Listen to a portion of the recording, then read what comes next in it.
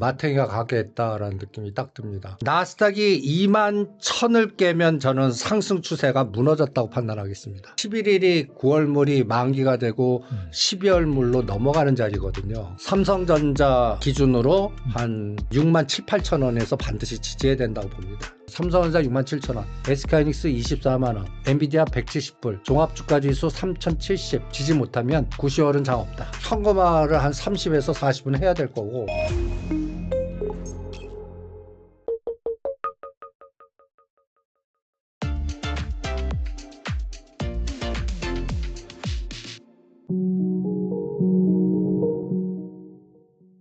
네, 무국선생 이승조 대표님 모셨습니다. 안녕하세요. 네, 안녕하십니까? 네, 대표님 모시고 또 워낙 시장을 잘 보시기 때문에 수급 관점에서 지금 증시가 오락가락 하거든요. 애매한 그런 상황인데 과연 대표님께서는 어떻게 보시는지 알아보도록 하겠습니다. 일단 파월의 발언으로 미국 증시가 최고가를 찍었다가 최근에 다시 좀 조정을 보이고 있고요. 근데 이런 가운데 보니까 항상 그 AI 버블 논란은 뭐 커지고 있고 그다음에 미국의 경기 침체가 온다 뭐 이런 얘기도 있습니다. 이런 상황에서 이 남은 하반기 증시를 어떻게 보시는지 궁금하네요. 저는 오늘이 시장을 좀 마탱이가 가게 했다라는 느낌이 딱 듭니다.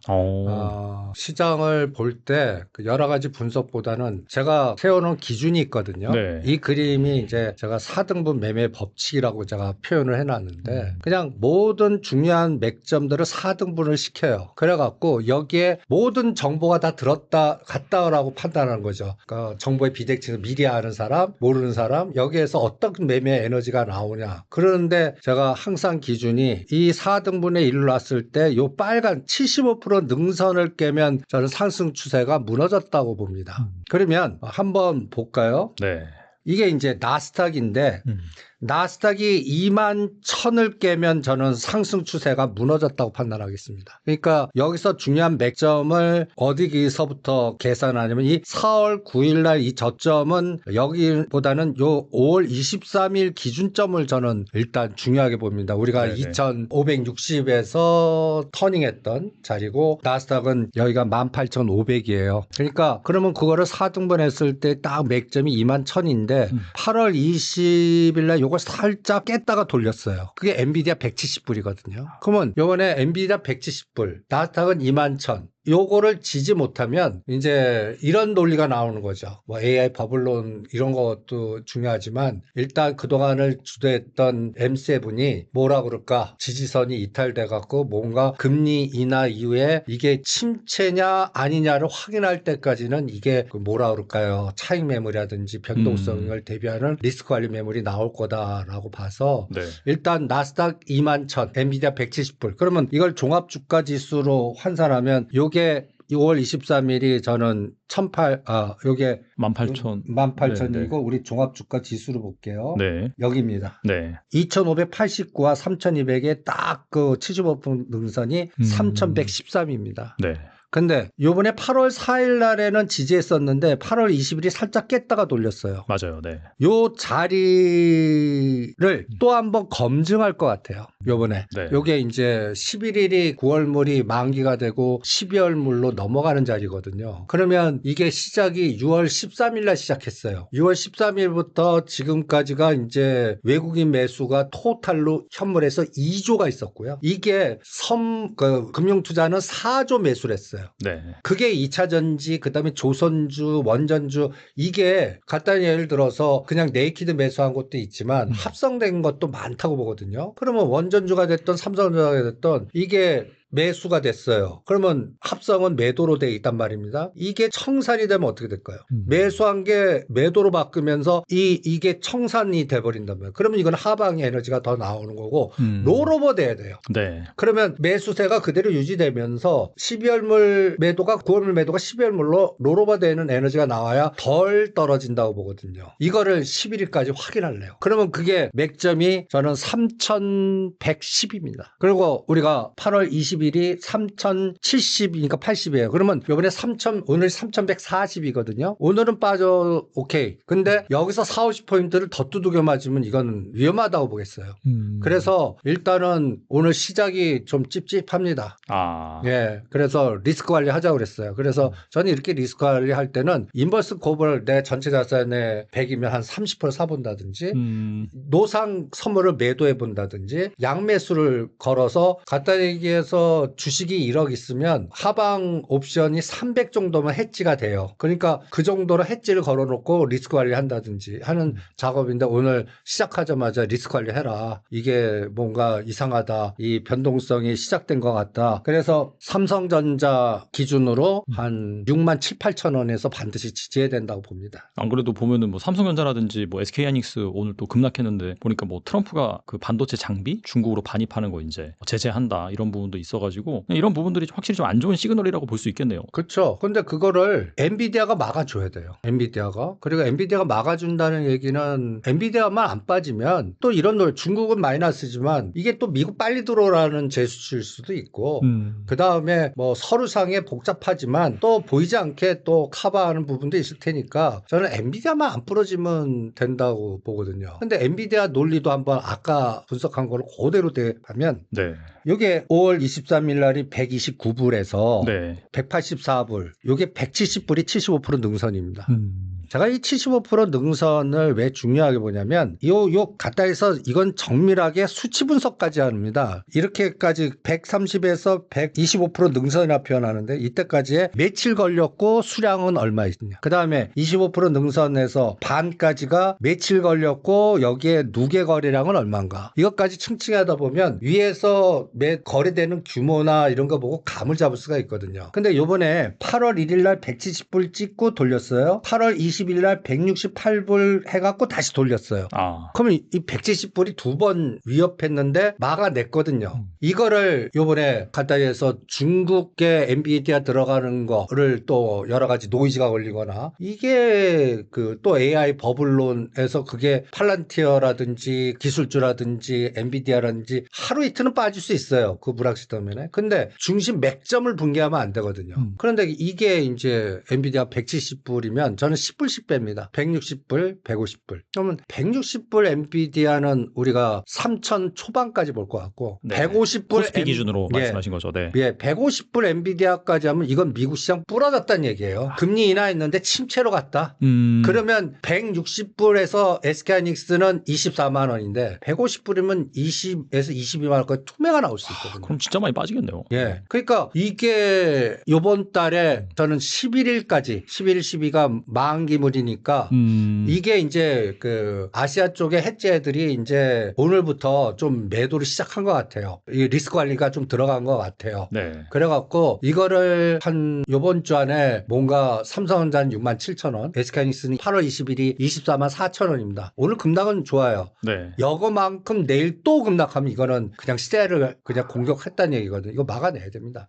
그래서 오늘 밤에는 미국 시장은 쉬지만 저는 이번 주를 이거를 검증하는 구간이 아닌가. 이번에 금리는 25bp 할 것 같거든요. 그럼에도 불구하고 아시아 쪽에 우리나라 대표되는 삼성전자, SK하이닉스를 만약에 숏을 걸어버리면 그러면 이건 뭐라고 그럴까요? 그동안 기대했던 에너지가 다 엎어치기 들어가기 때문에 이걸 막을 수 있는 에너지는 그 3법 개정에서의 그 속도인데 이게 네네. 내가 국회 일정을 좀 봤어요. 오늘 열고 9월 9일까지는 대표자 뭐 이렇게 모두 발언하고 뭐 이렇게 해요. 그럼 법률이 상정되는 게 9월 9일부터 말 사이예요. 그러면 이것도 9월 중순부터 봐야 되는 것 같거든요. 그러면 이게 자사주 의무 소각이라도 이런 게 막아줄 수는 있는데 삼성전자, SK하이닉스 이거는 중국 대리가 엔비디아 막아 이게 여기서 추가 투매 나오면 안 되고 이게 복합적으로 다 그 초반에 밀집돼 있을 것 같아요. 그런데 오늘 결론은 주목이 가까운 것 같네요. 그래서 이번 금요일까지 매일 1조에서씩 때려버리면 용 빼는 재주 없다고 봅니다. 그러면 3, 3천 초반은 열어놓고 가자. 그리고 최악의 시나리오는 금리 인하했는데도 침체 들어간다. 이거는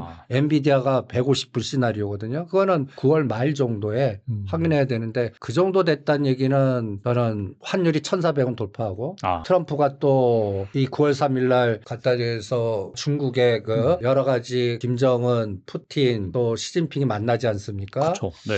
이게 전승절에서 노이즈가 나온 걸 또 공격했다는 얘기 같거든요. 그러면 트럼프 워딩이 그러면 또 완전히 양앙하게 건드려버리고 또 평택이나 미군 기지를 우리가 어떻게 이용하겠다 그러고 그다음에 또 군함 잠수함 핵 같은 거를 단어를 좀 과격하게 얘기하면서 중국을 건드렸다는 얘기고 그래서 오늘 움직이는 거 보면 그 삼중수소 관련되거나 잠수함 핵 잠수함 관련되거나 이런 종목들 외에는 지주사하고요. 네, 다른 것들은 그냥 그 우수수수 무너지는 그런 느낌이 들더라고요. 특히 2차 전지라든지 그다음에 또 한알령 이렇게 되면 한알령 자꾸 나오면 어떻게 뭐 여러 가지 불확실성이 증폭되니까 그래서 결론은 오늘 9월 1일 첫날인데 시작은 굉장히 나쁘게 시작한 것 같습니다. 그래서 5월 달부터 뭔가 에너지를 줬습니다. 2차 전지 받아주고 그래서 이게 8월까지 잘 끌고 왔다가 이게 오늘 그냥 찬물을 세게 받은 장 아닌가. 그래서 제가 맥점을 딱 얘기할게요. 삼성전자 67,000원, SK하이닉스 24만원, 엔비디아 170불, 종합주가지수 3,070 지지 못하면 9,10월은 장 없다. 그냥 주먹이 가깝다. 그러면 틈새 시장만 나올 거고 그동안 움직였던 종목들은 각각에 따라서 그 변동성이 다 차이를 둘 것 같고 그러다 보면 살아남는 거는 한 20-30% 나머지 70-80%는 수급 안 따르는 거는 그냥 상당히 데미지가 큰 변동성이 나오지 않을까 이런 생각이 딱 듭니다. 아무래도 그 달의 첫 거래일이 좀 중요하다고 볼 수 있을까요? 그죠. 그러니까 오늘 저는 왜 중요하게 봤냐면 일단 9월 3일이 전승절이고 맞아요. 네. 그러니까 우리나라는 컨트리 리스크라든지 환율을 건드리면 안 돼요. 이게 아시아 헤지들이 가장 걱정하는 게 엔켈이나 이 캐리를 해갖고 변동성인데 여기에서 뭔가 원화 부분이 약세가 되고 엔이 강세가 되고 뭐 여러 가지 이런 노이즈라면 일단 숏을 치게 돼 있습니다. 아니면 일정 부분 기계적인 그 기계를 돌리는 알고리즘을 돌리게 돼 있거든요. 이게 작동하기 때문에 이거는 작동하기 시작하면 지수는 한 100에서 150은 그냥 부러져요. 그러니까 그게 오늘 작동된 것 같아요. 그래서 일단 이게 멈춰야 되는데 그 멈춤이 9월 3일 전승절에 나오는 그 빅데이터 트럼프가 또 이상한 소리들을 하면 안 되거든요. 근데 지금 트럼프는 말하는 워딩 보면 간단히 해서 국가자본주의 같이 그 뭐라 그럴까요? 자꾸 자기네들 기업도 국유화 시키려고 그러고 지분 확보하려고 그러고 미국 빨리 들어와라고 그러고 또 심지어는 여러 가지 나라들을 그냥 공격하면서 지금 제가 가장 또 걱정되는 게 베네수엘라나 남미 쪽이거든요.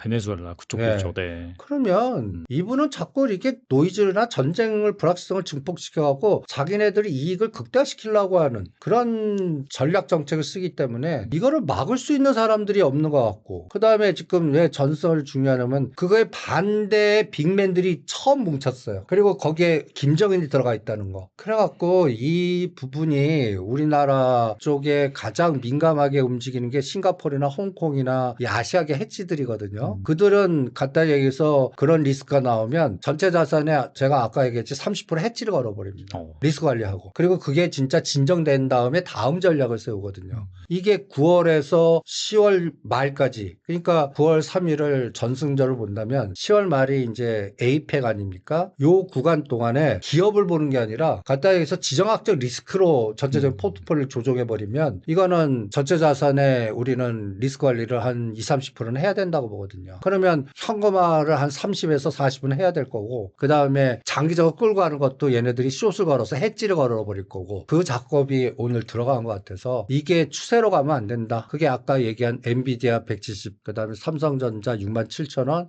SK하이닉스 24만원, 종합주가지수 3,070에서 3,100. 이거는 절대 불가침의 선이라고 제가 얘기하겠습니다. 이 선이 훼손되면 이거는 우리는 간단히 얘기해서 갑자기 그냥 하박 인버스 고비 급등하고요. 그 다음에 미국은 SQQ가 급등하고 변동성 전략이 나오고 그렇게 되면 일단 기관들 펀드들도 이게 기계 알고리즘을 돌리게 돼 있거든요. 그러면은 이럴 때는 살릴 것만 남두고요. 일단 리스크 관리로 그 펀드에서 일부 기계 알고리즘 돌려버리면 전체 10에서 20% 자동 매도 나가게 되거든요.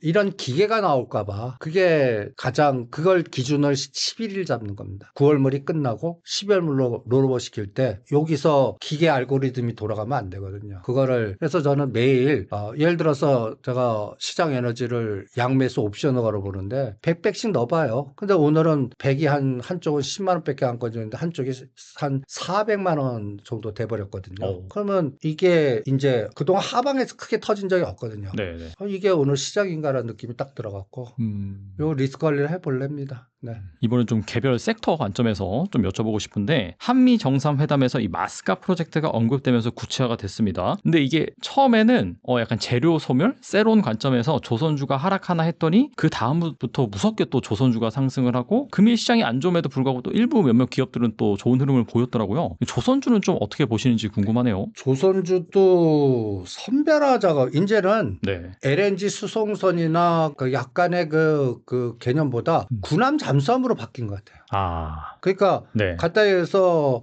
가만 보면 HA 중공업이 제일 급등하거나 이게 잠수함 쪽 군함 수리, 그 다음에 하나 오션, 그리고 범한 피어셀이 갑자기 급등을 해요. 이게 장보고 잠수함 수리 관련된 에너지거든요. 네네. 범한 피어셀. 네. 그 다음에 모다 총리하고 그 트럼프가 대판 싸우니까 제가 가장 걱정이 이 인도 태평양에 관련된 그 미국의 그 여러 가지 전략이 인도보다 태평양으로 중심 이동될까봐 제가 이거를 굉장히 또 국제 정치학적으로 굉장히 중요하게 보거든요. 여기 네네. 인도양입니다. 네. 여기는 또 중동이 껴있고 모든 과정에서의 어떤 미국 군사 방어에 굉장히 중요한 역할을 하는 자리가 인도였거든요. 그래서 오죽하면 인도 태평양의 그 지휘부를 만들고 그 지휘부가 하와이에 있습니다.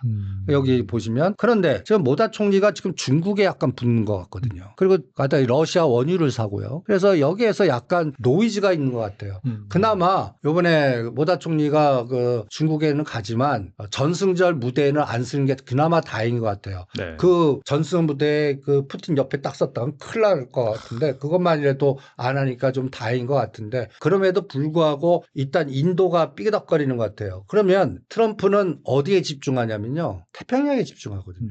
그러면 태평양을 이렇게 한번 보시죠. 제가 이렇게 빨간색. 여기가 이제 그러면 베트남, 필리핀, 우리나라, 대만 이게 이제 핫 이슈가 될 거고 아. 여기에 이제 제가 HD 중공업이 군산 공장이 있습니다. 아. 거기가 이제 지휘권이 미군이 지휘를 하고 있거든요. 그러면 HD 중공업 그 군산 공장을 수리 조선으로 만약에 사용하거나 네. 요번에 또 한미 정상회담 때 평택 미군 비지를 뭐 심지어는 달러까지 맞아요. 소유권 달라고 예. 했었죠. 네. 그거 참 말도 안 되는 소리인데도 이런 얘기를 툭 던지는 게 이 트럼프는 말을 안 되는 거를 툭툭 던지는 게 다 전략적으로 다 계산이 있다고 봅니다. 네. 그러면 거기를 만약에 이번에 10월 달에 만약에 에이펙에 트럼프가 온다고 생각해 보십시오. 그러면 이번 한미 정상회담의 그 후속 에너지가 막 나오는데 오늘 이성락 그분이 단독이지만 핵 재처리의 자유권을 협의 중이다라는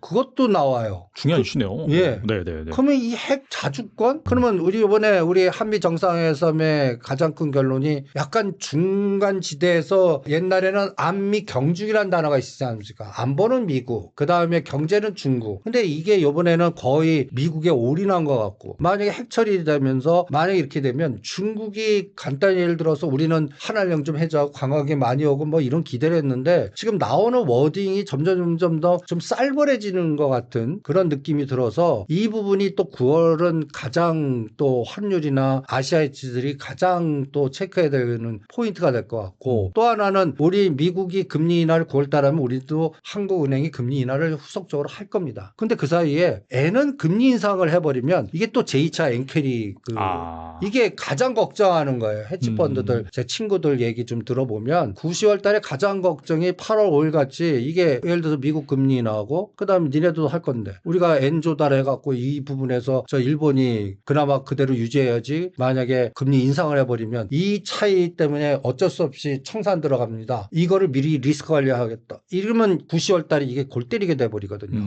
그래갖고 그거를 검증하는 게 굉장히 중요하지 않을까. 그래서 일단 9월 달을 저는 금리 변수하고요. 그러니까 각 나라의 그 10년짜리 10년짜리 그 스프레드를 자꾸 볼래요. 미국. 그리고 단기 2년짜리 10년짜리. 우리나라 10년, 그 다음에 미국 10년의 또 스프레드, 그리고 N과 1의 그 스프레드. 이런 걸 계속 추적해 가면서 해지들이 캐리를 걱정할 정도까지 들어가는 상황이 나오냐, 안 나오냐. 이것도 한 연준이가 금리 결정할 때까지, 그때까지 들여다볼 겁니다. 그래서 모든 상황이 8월 달 그래도 말까지는 그나마 괜찮았다가 이번 주말을 거치면서 뭔가 상황이 완전히 뭐 달라진 거 아닌가 뭐 이런 생각이 들어서 그냥 리스크 관리하시는 게 어떻겠나 이런 생각이 듭니다. 네. 방금 말씀하신 걸 지정학적인 리스크가 커지면은 제 생각에는 약간 종목마다 섹터마다 양극화가 심해질 것 같고 특히나 이제 뭐 조선 같은 경우에 앞서 저희 군함 말씀하셨는데 이쪽은 더 오를 수도 있겠네요. 사실 어떻게 보면은. 그렇죠.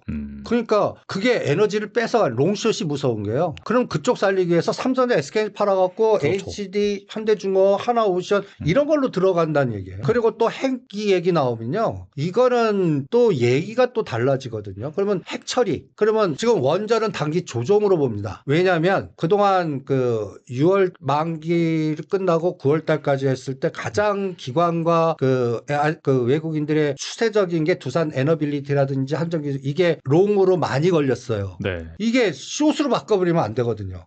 청산돼 버리면. 그래서 군함 조선 관련주로 올라가도 원전이 지금 8월 20일 대비 단타 나왔다가 다시 빠지는 거는 이 11일 날 청산 물량이 만만치 않아요. 그게 털리고 가버리면 예를 들어서 한전기술은 요번에 8만 원 초이까지 갔거든요. 그 근처까지 갔다 가거나 그 다음에 두산 에너비티가 요번에 5만 1,000원 찍고 갔단 말이에요. 거 비슷한 가격까지 청산 들어가서 가버리거든요. 그러니까 이 부분이 금융투자나 그동안 합성해서 그나마 끌고 왔던 게 청산돼 버릴까 봐. 요게 지수를 거의 그동안 주도했던 것들을 꺾어먹는 거리가 되고 또 하나는 2차 전지주가 그러면 급락을 해버려요. 그동안 5월 말이 바닥이었고 그나마 잘 올랐는데 이 2차 전지주들이 그나마 삼성전자, SK가 중국 에너지가 붕괴되면 안 되는데 이것도 같이 동반되면 이거는 완전히 같이 숏이 나오기 때문에 엔솔 기준으로 26만 원에서 44만 원이면 이거 반까지도 떨어요. 그럼 32, 3만 원까지 빠질 수 있거든요. 그러면 이게 전체적인 시장을 완전히 그래서 70%숏 걸리고요. 20, 30%롱 걸려버려요. 그런데 롱 걸리는 게 지수 상위에서 없어요. 그냥 암만 HD 중공업이나 이런 것들도 10위 아래에 있거든요. 그럼 그런 것들 올라봤자 1, 2, 3위 죽어버리면 이거는 지수는 어차피 마이너스 숏이 걸리기 때문에 그래서 아까 얘기한 대로 3,700, 3,100에서 반드시 막아내야 되고 요번에 그나마 그 미국에서의 그 AI나 이런 기술주가 무너지면 안 됩니다. 우리는 그리고 금리 인하했는데에 침체론이 등장하면 안 되고 검증할 게 너무 많네요. 그래서 이게 이제 지정학적 리스크가 해지 전략으로 이미 진입 들어간 신호가 오늘 나왔다. 저는 그렇게 보겠습니다. 앞서서 이제 원전 재처리할 수 있는 그런 권한을 좀 미국 쪽에 요구하고 있다. 이런 얘기가 스물스물 나오고 있는데 이게 만약에 제정화 된다라고 한다면은 이 원전주에 뭐 새로운 모멘텀이 될 수 있는 건가요? 어떻게 보세요? 그게 종목보다 차이를 둘 것 같아요. 아, 원전은 갖다 해서 미국으로 지금 웨스팅하우스 노이즈가 계속 있기 때문에 네. SMR을 같이 봐야 될 것 같고 미국에. 그래서 두산 에너빌리티, 한전기술, 현대건설은 미국발 그 SMR의 속도라든지 웨스팅하우스 문제 이렇게 좀 처리해야 될 것 같고요. 그다음에 핵 처리의 자율권은 이게 3중 수소 처리인데 이게 이제 핵 잠수함 연결고리거나 이것도 누가 관할하면 한수원이 관할합니다. 한수원이 우리나라 3중. 근데 이게 만약에 현실화된다면 이거는 짓는 것보다 간단히 해서 우리나라는 원전 해체주 아니면 네. 그 처리하는 과정에서 플루토늄 이기 때문에 짓는 것보다는 처리로 들어가요. 그래서 모비스라든지 버만피어셀이라든지 이게 핵잠수함이나 처리 쪽이 관련된 게 먼저 움직이고 짓는 거는 늦어질 수 있는 그리고 미국에 들여다보는 이런 차이를 둘 것 같아요. 그래서 원전주도 한전기술, 두산에너빌리티는 미국 SMR과 만기를 지나서 봐야 될 것 같고 그리고 오히려 그 수소 에너지 수소 처리 3중 수소 관련된 이게 묘하게 SK그룹이라든지 포스코그룹이라든지 그 현대차 그룹에 보이지 않는 수소 연맹하고도 연결이 돼 있어요. 이게 이제 지금 보이지 않게 화학 부분의 구조조정에서 이게 마이너스인데 네. 우리나라 그 수소를 관할할 수 있고 이게 포스코그룹, 현대차그룹, SK그룹이거든요. 그러니까 이게 그나마 뭔가 하반 경직성을 띠는지도 봐야 될 것 같고 그런데 그게 모두 다 저는 9월 징수는 다 지나봐야 됩니다. 그래서 일단 수소 그 3중 수소 앞으로도 저는 그냥 핵 잠수함하고 그 원전 해체 관련 그러니까 한전 기술보다는 한전 KPS. 그다음에 뭐 모비스라든지 범한 피어셀. 근데 오늘 범한 피어셀이 윗꼬리가 너무 달리더라고요. 29,000원까지 급등했다가 그냥 윗꼬리를 많이 달리니까 이것도 지금 새로 들어가기는 쉽지 않으실 겁니다. 있는 분들의 얘기고 급등 때 매도하는 얘기지. 그래서 저는 오히려 그 SMR이나 이런 거 중순 정도의 그 두산 에너빌리티나 한전 기술이 8월 20일 수준 비슷하게 오면 그걸 공략하시는 게 오히려 더 싸질 때 더 효과적인 수익률을 내지 않을까라는 생각이 듭니다. 아무래도 뭐 시기적인 그런 뭐 매수 타이밍이라든지 그런 부분에 대해서 말씀하셔서 궁금한 게 그 항상 우리나라 증시가 추석 전으로 좀 흔들리잖아요. 약간 이런 좀 계절성 이벤트도 좀 작용한다고 봐야 될까요? 어떻게 보세요? 예, 당연하죠. 그러니까 지금 이거를 살릴 수 있는 거는 네. 9월 중순에 그 자사주 소각이라든지 그 강력하게 나와야 됩니다. 그게 그나마 지주사 살리고 증권주 살리고 그나마 구조조정 거버넌스라는 개념이 그나마 외국인들 쇼치는 거를 막아낼 수 있고 수급을 유도시킬 수가 있어요. 거기에는 그룹의 지주사들이 많으니까 대형주들이 증권주들이 포함될 수 있거든요. 그럼 삼성전자 SK 빠져도 이게 지수가 하단을 막아줄 수 있는 에너지가 나와야 되는데 이 위기를 이게 또 국회에서 이걸 얼마나 잘 근데 저는 안 될 것 같아요. 요즘 약간 그런 분위기가 많이 커지는 것 같아요. 아니 네. 나는 네. 이것도 네. 저는 우리 지금 정부와 네. 국회를 에너지를 달리 봅니다. 지금 민주당을 네. 저는 이렇게 놓으면 3등분을 하고 싶어요. DJ의 전통 뿌리에 관련된 패밀리 에너지. 그다음에 노무현 대통령과 문재인 대통령 연결고리의 그 집합의 에너지. 그리고 현 집권했던 이재명 대통령의 에너지. 내부적으로 그 사람들이 대판 싸우고 있는 것 같아요. 그런데 문재인 대통령의 이 에너지는 잘못하면 저걸 건드려요. 옛날 옵티머스라든지 과거에 그런 것들을 건드리거든요. 네. 그래서 그쪽은 자기네들이 노출되는 걸 꺼리면서 부동산 그래서 10억 주장하고 부동산 쪽 살리고 오히려 부동산 쪽의 에너지를 더 투입하려고 하는 보이지 않는 그리고 이걸 또 큰 틀로 보면 친중파하고 친미파가 또 갈립니다. 근데 이번에 이재명 대표의 측근들은 친미 쪽으로 확실하게 쓴 것 같아요. 맞아요. 네. 그런데 문재인이나 과거에 여긴 친중 에너지가 많습니다.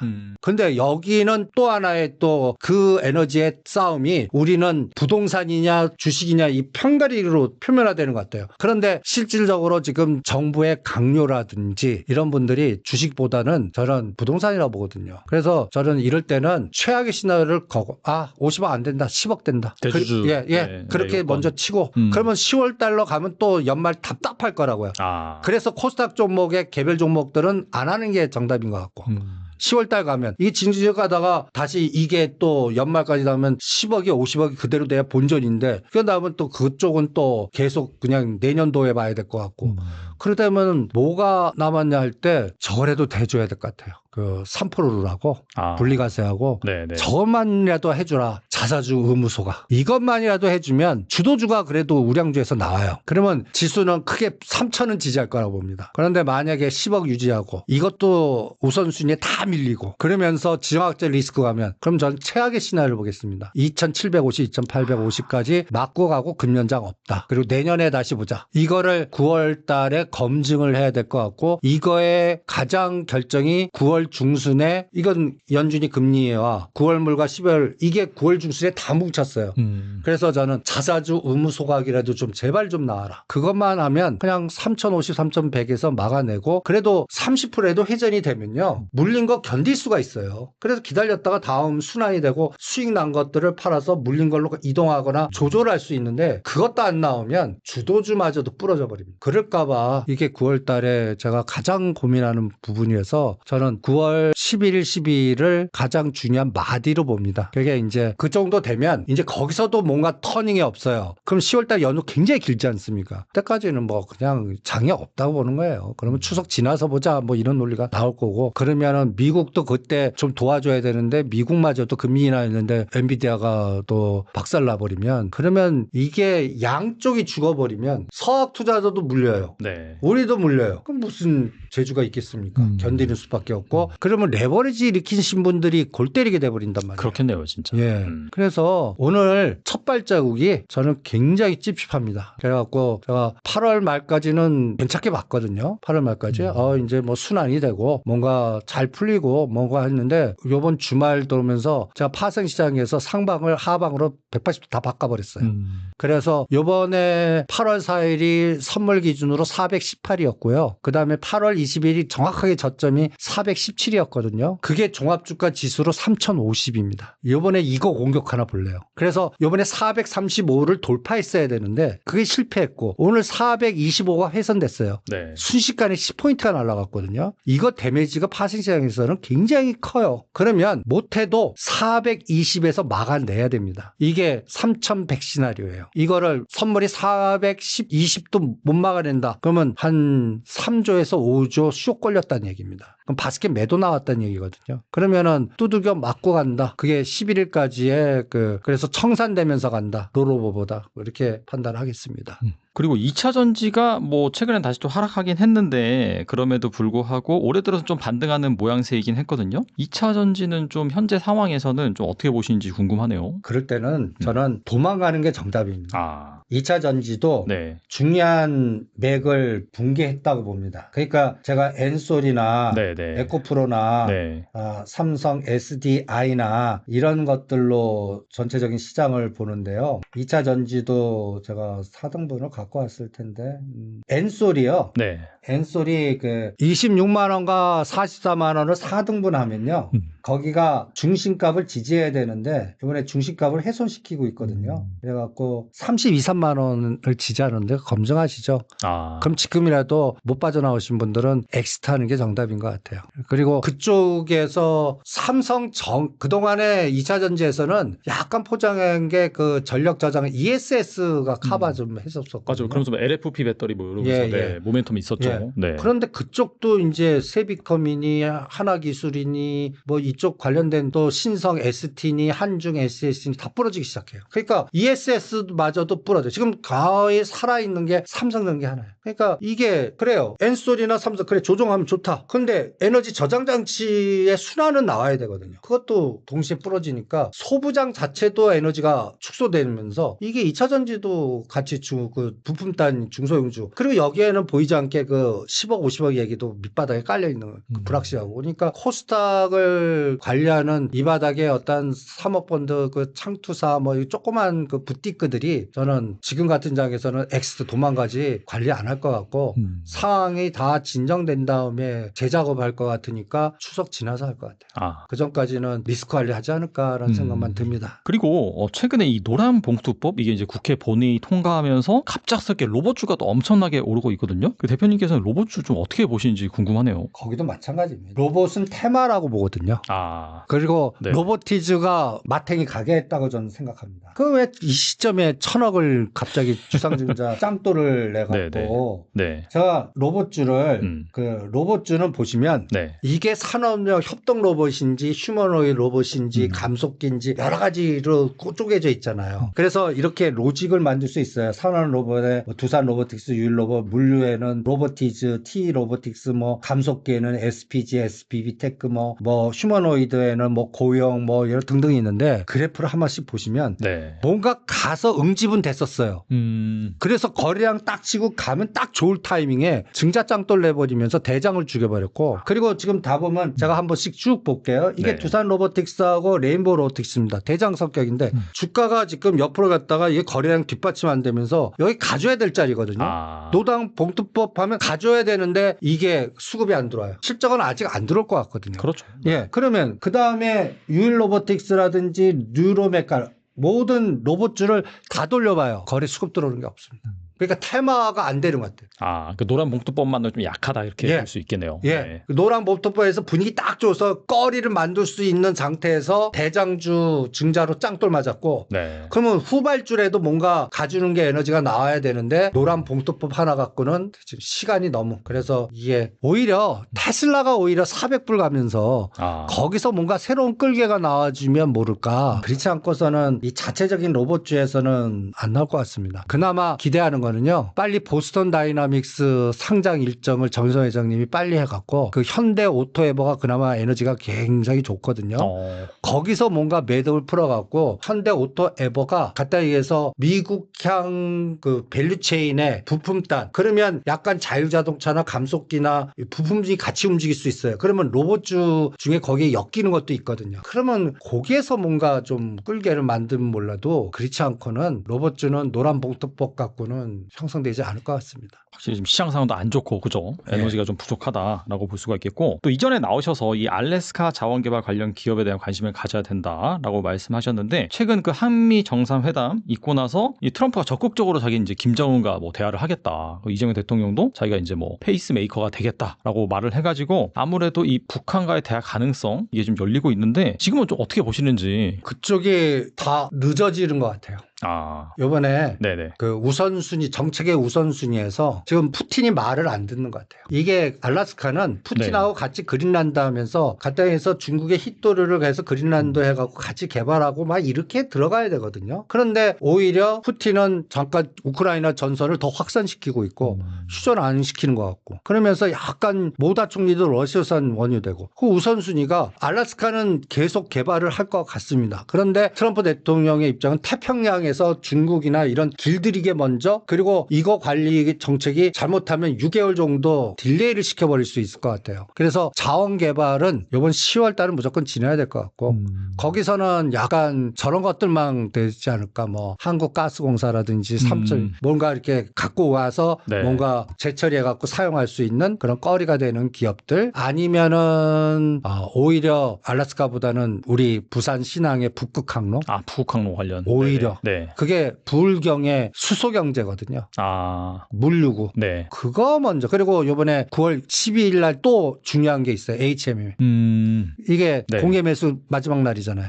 그래서 오히려 알라스카 힘이 저는 북극항로나 물류로 정부 정책이 좀 밑으로 내려오지 않을까 우선순위가 이게 그리고 장기적으로 보면은 트럼프가 할 거라고 봅니다. 근데 그거는 우크라이나 종전 가능성이 됐고 푸틴과 트럼프가 뭔가 알라스카를 중심으로 비즈니스 툴이 이루어져야 되고 이런 게 뭔가 가시화돼야 되는데 이게 우크라이나 전선에서 뭔가 삐덕거리는 것 같고 그다음에 최근에 트럼프 반진영파 블록화가 자꾸 생기면서 푸틴이 약간 중국이나 그 브라질이나 이런 쪽에 그 브릭스 쪽에 약간 힘을 더 실어주는 것 같아서 모다 총리도 거기에 또 힘을 실어주는 것 같아서 요 인터벌이 그 알라스카 직접적인 개발은 한 2, 3개월 늦춰지는 거 아닌가 뭐 이런 생각이 듭니다. 늦춰지긴 해도 그 아이디어는 여전히 유효하다라고 보시나요? 그거는 2030년까지는 그냥 추세적으로는 저는 그래서 단기 전략이 아닌 장기 전략으로 보시려고 그러면 한국가스공사는 제2의 한국우주같이 될 거다. 그러니까 3만 원대 사놓으시면 못 가더라도 7만 원에서 10만 원을 본다. 이렇게 큰 그림으로는 보는데 지금 6개월 이 변동성이 어디까지 갔다 갈지 몰라서 6개월 정도에서는 약간 에너지가 좀 그 우선순위가 아까 수소나 핵이나 조선이나 이런 데 좀 뺏기지 않을까 뭐 이런 생각만 듭니다. 이쪽은 뭐 사실 장기적으로 좀 큰 그림을 가지고 잘 지켜보면 좋겠네요. 큰 그림 투자자는 저는 이게 제2의 현대로템 같이 큰 그림으로 우리나라도 같이 끌고 갈 수 있는 툴이기 때문에 저는 큰 고객들한테는 요새 HMM이나 한국가스공사만 사드립니다. 10년짜리 채권 사시려고 그러거든요, 자꾸. 근데 그거 엮이지 마시고 HMM이나 한국가스공사 놓고 2030년에 한번 열어보십시오라고 큰 뭐 10억씩 한 구치씩 움직이신 분들한테는 그것만 해드리는 게 제가 꼭 HMM은 산업은행이 담보가치 높여서 팔아야 될 것 같거든요. 그러려고 그러면 맨 처음엔 시세를 죽여요. 현대로템도 그랬고 대우조선해양도 그랬고 하나원전도 그 산업은행이 그 행위를 할 것 같기 때문에 그 전략으로 길게 봅니다. 그래서 요 알라스카 쪽하고 그다음에 자원개발 쪽은 시차를 조금 뭐 한 길게 좀 보시고 요번에 10월 달까지는 이 지정학적 리스크가 이 동북아시아가 상당히 뜨거워질 것 같거든요. 빅데이터들이. 여기에서는 아까 핵 얘기가 자꾸 나오고 뭐 군함 잠수함 얘기 나오니까 이런 것들로 압축되는 어떤 변동성 잠만 그러면 다른 걸 다 뺏어온다고요. 그게 문제고 그다음에 우리나라 대표되는 삼성전자 SK하이닉스를 트럼프가 직접 때리니까 이게 중국 때리거든요. 그럼 거기에는 또 엔비디아도 있다고요. 그렇죠. 거기 엮여있죠. 그거 같이 다 엮여요. 그리고 TSMC를 뺐어요. 이번에 제재 때 TSMC는 그러니까 이거는 그러면 TSMC가 갖다 해서 미국의 투자 속도를 빨리 내거든요. 그러니까 이재용 회장도 빨리 내야 될 것 같아요. 뭐 인텔을 같이 협력해서 뭐 한다든지 뭔가 보여줘야 될 것 같아요. 그래서 이번에 중국 그러니까 중국의 삼성전자라든지 SK 하이닉스의 공장을 때린 거는 니네들 빨리 들어와라는 또 그거를 요구하는 것 같거든요. 그래서 이번 트럼프 대통령의 행보가 좀 극단적으로 빨라질 것 같아요. 그리고 지금 대법원에서도 약간 연방법원에서도 좀 네 그 관세 매기는 거 삐그덕거리잖아요. 네. 그러면 오히려 더 강화시키는 전략이 나올 것 같거든요. 왜냐하면 가장 중요한 내년도에 11월 달에 중간선거 아닙니까? 그러면 내년 초까지는 뭔가 보여줘야 되거든요. 그렇죠. 우리는 또 내년도 6월이 지방선거 아닙니까? 그러니까 지금 우리나라 이재명 대통령이나 트럼프 대통령은 이 중간선거나 지방선거를 네 사람으로 다 확보해 난 다음에 그 다음 전략에 총력을 다할 거라고 보기 때문에 정책적 우선순위가 저는 투자 전략을 세울 때 가장 중요한 거 아닌가 이런 생각이 들어서 저는 부울경 관련된 에너지가 더 우선 속도를 낼 것 같고 그다음에 그 트럼프 대통령도 미국 밸류체인들 그래서 요새 현대차 기아가 안 빠지고 현대모비스 올라가고 현대그룹에서는 현대글로비스라든지 그 지금 같은 장에도 날아가는 게 다 미국발 밸류체인이나 거버넌스 게임 같거든요. 그래서 그런 걸로 압축되는 장 같아요. 그러면 되는 것만 된다는 얘기거든요. 거기에 같이 편성하는 수밖에 없다. 리스크 관리는. 롱숏장의 무서움이 그런 것 같아요. 그러니까 70-80%가 안 되고 되는 쪽에 한 두세 달은 가 있거나 해치 전략을 세우거나 굳이 한다면 현금 만들었다가 추석 지나서 다 하시든지 뭐 이런 그런 나름대로의 그 전략을 수립해야 되지 않을까 이런 생각이 듭니다. 지정학적인 위기가 고조되면은 방산주 같은 경우에 좋을 수도 있는데 방산주는 거 어떻게 보세요? 방산주는 아닙니다. 아니에요. 이번에 방산주는 네. 이거 구분하셔야 돼요. 폴란드 쪽이나 이렇게 해서 지금 방산주는 이번에 드론이 모든 걸 망가뜨린 것 같아요. 드론이요. 예. 탱크 하나 드론 갖고 굉장히 비싼 게 드론 조금만 조작한 거 갖고 파괴할 수 있으니까 모든 전선이 드론이나 이런 로봇이나 이런 걸로 좀 이동된 것 같거든요. 그리고 지금 유럽이 굉장히 나빠요. 그리고 우크라이나니까 나토의 에너지가 되니까 약간 동유럽이나 군비 증강이나 이런 속도가 노이즈가 많이 생기는 것 같아요. 그리고 거기에 자꾸 정치적인 변화가 딴지 거는 데가 막 생기는 것 같아요. 그러니까 우리나라 방산 좋지만 거기에 동유럽이나 우크라이나 이 부분에서의 추가 수주 부분에 그 뭐 전차나 미사일은 약간 노이즈가 많이 생긴 것 같아서 이게 또 하나의 그 방산주는 구분해야 될 것 같아요. 그래서 하나 에어로스페이스나 LG 넥슨이나 현대로템은 괜히 들어갔다는 돈만 엮이는 오히려 군함 잠수함 쪽이나 현대 미포조선이 이제 한 주가 HD 현대중업 40% 그러니까 1대4 0.4니까 그거 합친 다음에 수리조선이나 이런 쪽이 더 강화돼서 방산도 약간 군함 잠수함 핵 수리조선 길게 보면 LNG 이런 걸로 좀 교체시키는 게 어떻겠나. 그리고 전통 방산주는 힘들 것 같습니다. 그리고 그것도 이번에 장기적인 펀드들이 쇼 걸릴 가능성이 많아요. 그래서 그쪽은 저는 방산주를 한꺼번에 묶지 말자. 군함 잠수함 이걸로 구분시키자. 그러니까 전체 집합보다는 소집합에 관련된 종목만 압축하시는 게 어떻나 이런 생각이 듭니다. 바이오는 좀 어떻게 보실지 궁금하네요. 바이오가 제일 고민이에요. 이번에 그나마 알테오전 하나만 지금 살아있고 다른 것들 가끔가다 바이오들이 금리 인하해서 뭔가 그러니까 제가 현장 얘기할게요. 네. 이 바닥에 그나마 선수들이나 부티크 335 옛날 자산운용사에다가 335에서 해갖고 부티크 많은 애들이 최근 5, 6월 달에 바이오 집중한 애들이 많았어요. 결론은 실패하거나 쪽나고 있는 거예요. 추가 자금 조달이 안 돼요. 그리고 자기네들은 매집했어요. 그럼 하나 갖고 같이 협업이 돼서 펀드한테 넘기거나 이렇게 ETF 전화해서 파킹시키고 다시 이런 구조가 돼야 되는데 안 되는 거예요.